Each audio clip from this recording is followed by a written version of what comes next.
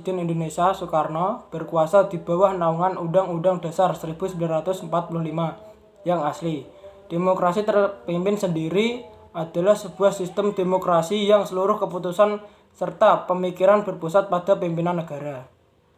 Yang kedua, apa yang jadi dasar dilaksanakannya demokrasi terpimpin? Demokrasi terpimpin di Indonesia. Demokrasi terpimpin berjalan berdasarkan Dekret Presiden 5 Juli 1959 dan ketetapan MPRS nomor 8 MPRS 1965. Paham demokrasi ini berdasarkan paham kerakyatan yang dipimpin oleh hikmat kebijaksanaan dan permusyawaratan perwakilan yang tercantum di sila keempat dari Pancasila. Yang ketiga, mengapa terjadi inflasi di Indonesia pada masa demokrasi terpimpin? Jatuhnya perekonomian Indonesia pada masa demokrasi terpimpin dan inflasi yang sangat tinggi disebabkan oleh sikap pemerintah Indonesia yang lebih mementingkan kepentingan politik tanpa memperhatikan keadaan ekonomi. Yang keempat, bagaimana partai politik pada masa demokrasi terpimpin?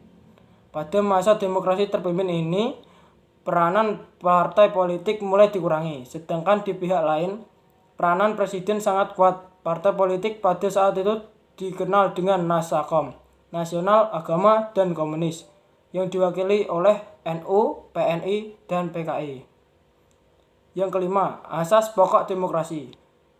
Pengakuan partisipasi rakyat dalam pemerintah, misalnya memilih wakil-wakil rakyat untuk lembaga perakyatan secara langsung, umum, bebas, dan rahasia, serta jujur dan adil. Demokrasi terpimpin adalah sebuah sistem pemerintahan yang menempatkan seluruh kebijakan terpusat pada pemilihan negara. Indonesia pernah menerapkan sistem pemerintahan demokrasi terpimpin, yaitu dimulai pada 5 Juli 1959, diinisiasi oleh anggota Partai Nasional Indonesia Soeharto dan Jenderal Besar A.H. Nasution. Beberapa hal yang melatar belakangi demokrasi terpimpin adalah Kabinet Konstituante yang sering berganti sehingga menyebabkan pemerintahan tidak stabil. Konstituante gagal menyusun UUD 1945. Pembentukan MPRS, DPRDT, dan DPAS. Pembubaran DPR hasil pemilu 1955.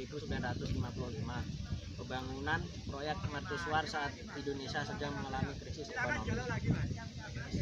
Demokrasi terpimpin bubar karena terjadi kekacauan di beberapa bidang seperti ekonomi dan pemerintahan.